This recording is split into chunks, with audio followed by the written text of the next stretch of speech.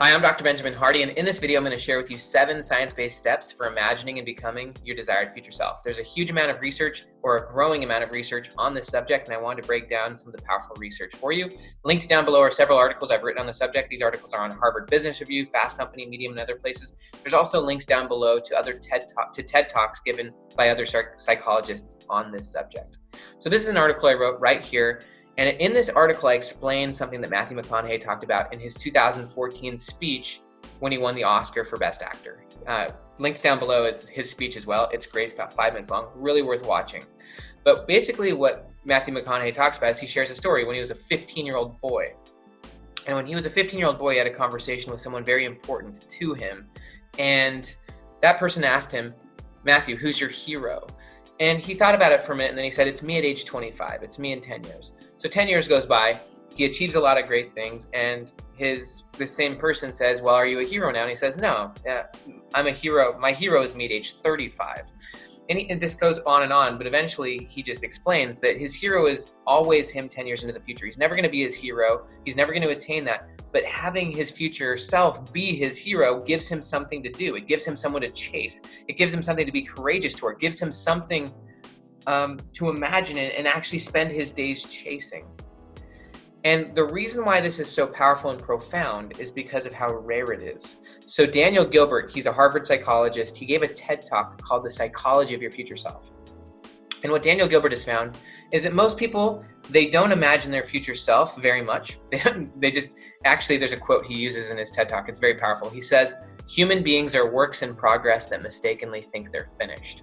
And so most people, rather than imagining their future self, they actually spend all their time remembering their past. And there's actually a really great quote from Condoleezza Rice, and she said that I firmly believe you should never be the former anything.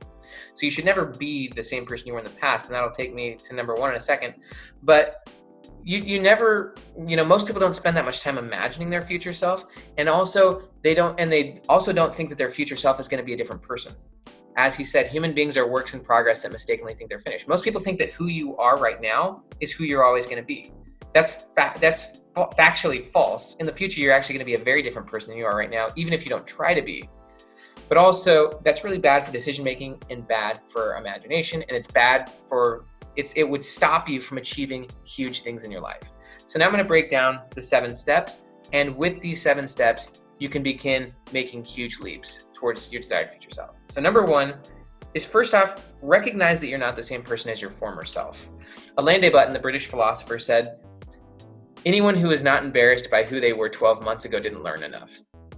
So if you're not first off, you're not the same person you were 12 months ago. You're a different person. You're in a different place. You hopefully see things differently if you've been learning and having experiences.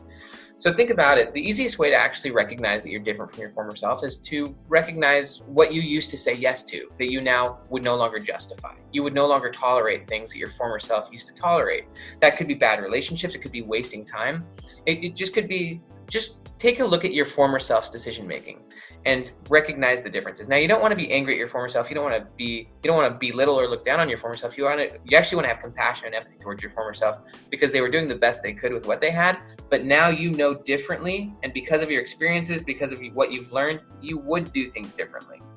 And so the first step is actually just recognizing and appreciating the difference between you and your former self. Think about your former self 10 years ago and what you used to be interested in, what you used to spend your time on, what you used to focus on versus who you are today.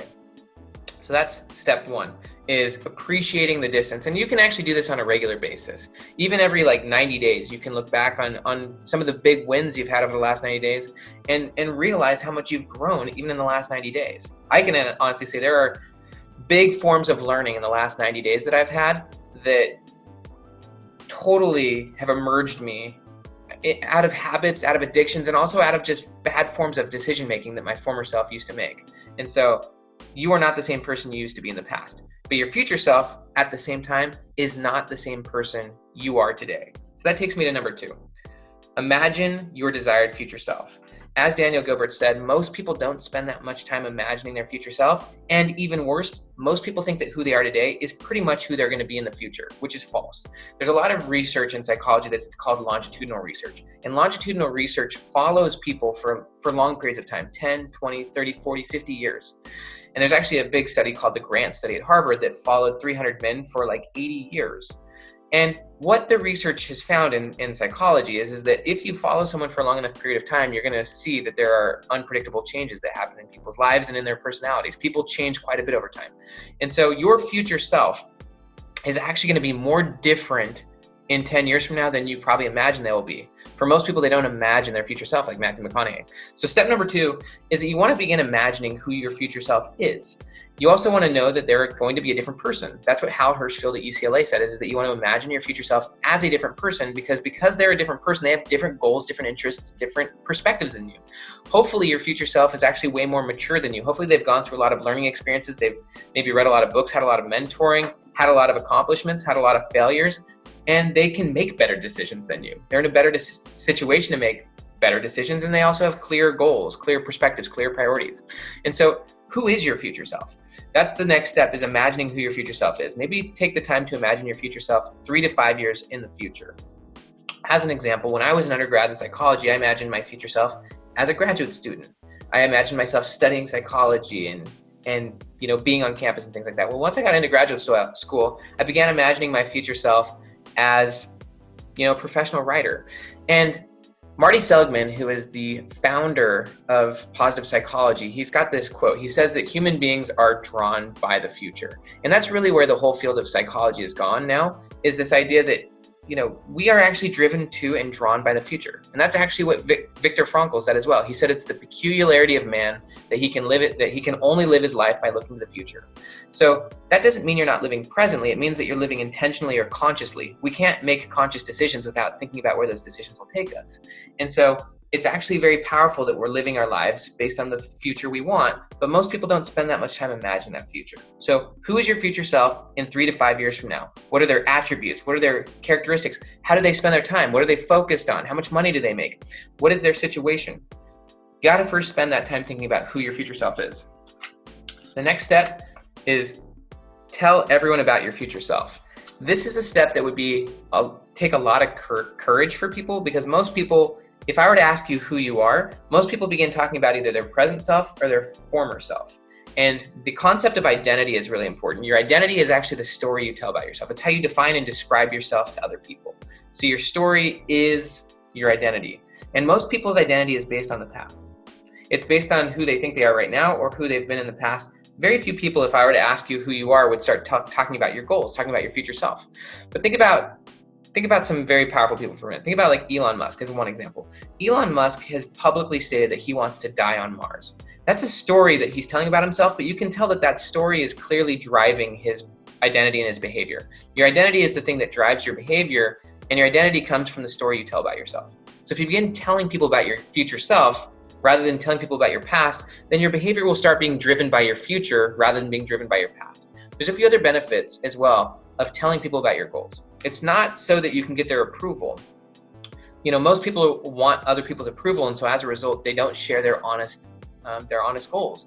But when you begin to share with other people your goals, first off, you're going to hear yourself say it, and so you're going to believe it more, and it's going to really inform your identity. When you begin telling people about your goals, you're going to feel more compelled to act that way, because we as people have a desire to be consistent with what we say. There's a lot of research on that. And so when you tell people about your goals, you're going to feel more compelled to begin acting according to your story.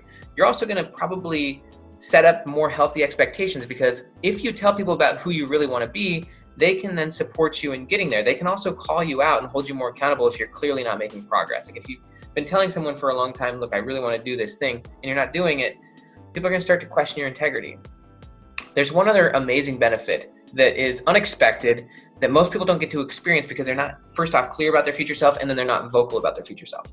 And that's that when you actually begin sharing your vision of who you want to be with other people, you will start to get unexpected help and support on that vision. People will come out of the woodwork to support you. That's what leadership is, by the way, is sharing a vision and then getting support, achieving that vision. And so if you began sharing with people your goals, you would then get unexpected support and encouragement in achieving those goals. And also your identity then would become based on your desired future self. And then you could start acting and working towards that future self. So your behavior would begin aligning with your future self rather than aligning so much with the person you were yesterday. Number 4, define a Keystone goal. Keystone is basically the core aspect of an arch that holds it together. And in the book, The Power of Habit, Charles Duhigg talks about a concept called Keystone Habit. A Keystone Habit is one change you make in your life that ends up rippling to all other areas of your life. So he uses the example of maybe a woman who starts running. She just starts running every day, and eventually that habit fuels the other areas. She maybe stops smoking, starts saving money eventually. And eventually that one habit filters, creates enormous change in the rest of her life. Well, kind of using that same concept, but with a keystone goal. Once you've imagined your future self, let's just say 3 to 5 years into the future, you need to define it into a measurable outcome. What is the one outcome that, if it were true, would allow you to become your future self? Let me use myself again as the example, and I want you to think about yourself. So whoever your future self is a broad idea, but you need to define it down into a single measurable outcome that, if that outcome became true, you would be able to become your future self. And having a clear outcome is really important, because as people, there's a concept in philosophy called teleology. And basically what it means is that every single human action is driven by an end. And so every behavior is actually goal driven. Me filming this video is to create a video. You watching it is to be entertained or to learn something. Going to the grocery store is to create an end. So every human behavior is to create an end. And the more clear you are on the ends that you want, the more you can find effective means. That's actually key to motivation, is that you can't be motivated without a clear goal and then a clear pathway to achieving that goal. So again, there's a reason why you want to define one outcome. Because with one outcome, you can create one path. If you had 5 outcomes and you've got 5 competing paths, and complexity kills motivation. You need one outcome that's the most important outcome. So what's the most important thing that, if it happened, if it became true, you could then be doing anything and everything you want? Again, I'll use myself as an example. When I was an undergrad, I wanted to be a graduate student. I wanted to be studying psychology, and so I had to define a single goal. That goal for me was get into a high-tier PhD program in psychology. And so because I clarified that specific goal, I could then reverse engineer a process. I could find out what's required to get into those programs, and then I could then base my present-based decision-making on that. I could get the education, the mentoring, the things I want. So the only way you can actually live actively and intentionally in the present is by having a clear goal to direct your energy towards. Otherwise, you're just kind of floating. And so once you actually have a clear goal, you can then reverse engineer a process and use your goal to determine what you did. Once I, for example, determined I wanted to be in a really good PhD program, that shaped how I approached my classes. That changed how I approached my undergrad, because now I knew I had to accomplish certain things in order to actually achieve my goal. Once I got into my PhD program, I decided I wanted to become a professional author. And after I talked to tons of agents, other authors, I ultimately clarified the goal that I wanted a 6-figure book deal. That 6-figure book deal was a clear, tangible outcome that, if it became true, I would be able to be my future self. So once you have a clear goal, you can create a specific process. And that's really key to having motivation. You need a specific outcome and a pathway to getting there. And then over time, you need to build the confidence that you can actually walk that pathway. And if you're clear on the goal, there's a really good quote that basically says, when the why is strong enough, you'll figure out the how. The how is the path to getting there. Sometimes your current process to getting your goal isn't going to work. You might fail not a million times, but you might fail a lot of times. And the research on hope and motivation shows that people who are really committed to their future and who maintain that hope and motivation, they're constantly adjusting their path to eventually getting where they want to go. Whereas people with low hope and low motivation, they just keep doing the same thing over and over again. So you want to define a clear, single, measurable outcome. The more you can hone your focus and just focus on one outcome, the faster your progress will be. Most people, they never achieve big goals because they simply have too many. They haven't clarified the one outcome that, if it were true, would make everything else possible, and then organize their life towards accomplishing that. Most people are spread way too thin. They're imagining way too many different futures. They've got way too many different paths, and ultimately they end up taking one step in 20 different directions rather than 20 steps in one direction. The next step, number 5, is to visualize and journal daily about your future self. I'm actually going to share my screen and share with you an article. So this is actually a quote from Dr. Joe Dispenza, and he's a very fascinating guy. But I really like this quote from Dispenza. He says, according to research on mental rehearsal, once we immerse ourselves in that scene, so he's talking about by mental rehearsal, visualizing yourself in a specific scene. So you want to visualize your future self in a situation. What is the situations, the settings, the experiences you want to be having as the future version of yourself? So according to research on mental rehearsal, once we immerse ourselves in that scene, changes begin to take place in our brain. Therefore, each time we do this, we're laying down new neurological tracks in the present moment that literally change our brain to look like the brain of our future. In other words, the brain starts to look like the future we want to create has already happened. So a big part of visualization and also journaling is about imagining your future self, writing about where you want to be, but also there's a lot of research on the idea that you want to have emotion. You want to actually feel the emotions that would take place for your future self. You really want to experience the emotions that your future self would feel, because emotions are how you as a person change. Your subconscious, which is kind of you at the core level, is driven by emotions. So when you grab your smartphone, for example, out of addiction, it's because your body has literally become addicted to the emotion of dopamine. And so you're grabbing your phone without consciously thinking about it because your body needs that dopamine release, and emotions are chemicals that run through your body. So the reason why you want to imagine your future self and feel positive emotions towards that is because that's how you then literally change yourself at the subconscious level. And this is really interesting because this is exactly what Napoleon Hill talked about in Think and Grow Rich, literally coming on 100 years ago. Now there's obviously a lot of brain research and neuroscience research and stuff like that showing this is true, but I'm going to show my screen one more time because these are the 6 steps that Napoleon Hill talks about on how to become wealthy.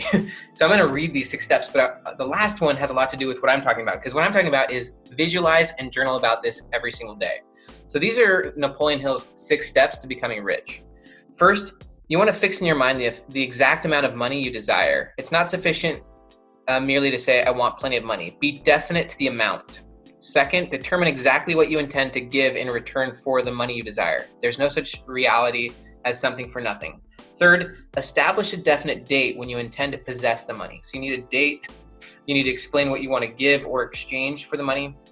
Fourth, create a definite plan for carrying out your desire and begin at once, whether you are ready or not to put this plan into action. Fifth, write a clear and concise statement of the amount of money you intend to acquire, name the time limit for its acquisition, state what you intend to give in return for the money, and describe clearly the plan through which you will intend to accumulate it.